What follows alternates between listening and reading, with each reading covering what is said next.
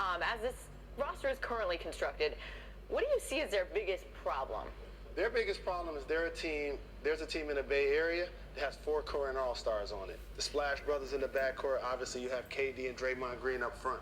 And then they added to their bench. They continue to have Andre Iguodala, Sean Livingston. They brought over Nick Young. So the Golden State Warriors are loaded. But the thing people are underestimating about the Cleveland Cavaliers is they got better this offseason. They only lost 1 player, Kyrie Irving. But they added Isaiah Thomas, who basically averaged the same amount of points. Crowder's going to give them minutes up front. Dwayne Wade, Derrick Rose, re-signed Kyle Korver. They still have Kevin Love, who always gets overlooked in these all-star discussions. The Cleveland Cavaliers are a super team. And they have LeBron James, by the way, the best player in the world. Did you see how you skip right over the East? Yes. You're like, watch this. Yes. Well, I mean, that's really what it's about. Real talk, right? Boston's going to be there. They were the #1 seed. We got to give them their props. They'll be in the Eastern Conference Finals. Wizards? I like Toronto. I like Washington. I like the Greek Freak in Milwaukee. And everybody else in the East, Don't even talk about it? yeah, we'll see. Good luck with that. Shoot. In the annual survey of the NBA's GMs prior to the season, they picked LeBron as the favorite to win the MVP this season.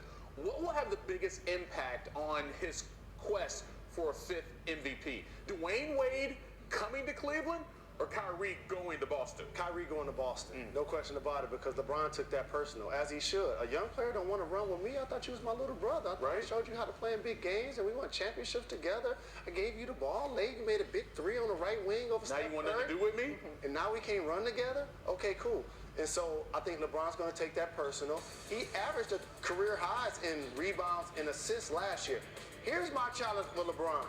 Russell did it last year, Bron. Don't average 26, 27 points.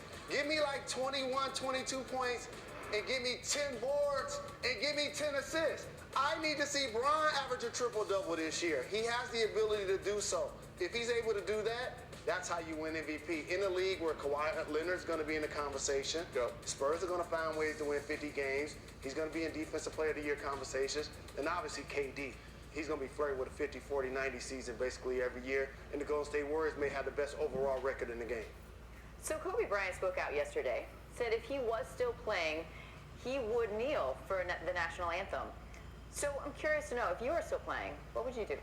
That's a great question. I would actually stand for the national anthem.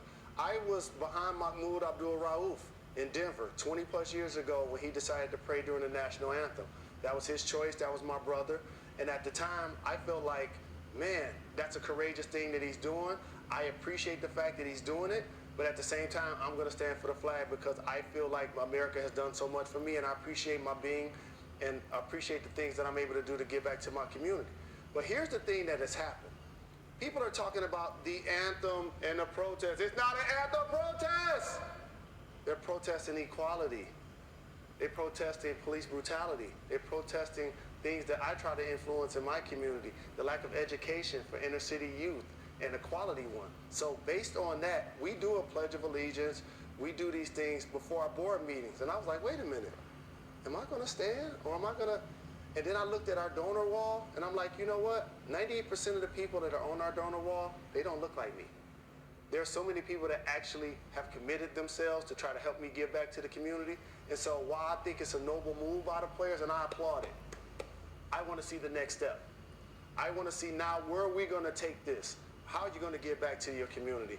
How are you going to find a way to make change? Because we've talked about the issue, and I love talking about the issue, but now it's time for action. And thank you for bringing that up, because the message had been lost. The message had been lost in the action. So thank you for that. And the NBA does have a rule that players and coaches must stand for the national anthem. That is what it is. And the message have been cherry picked. Like Jerry Jones, like seriously, like y'all are going to take a knee before the anthem and then go stand for the anthem and let everybody know, hey, we're the Dallas Cowboys. We made sure we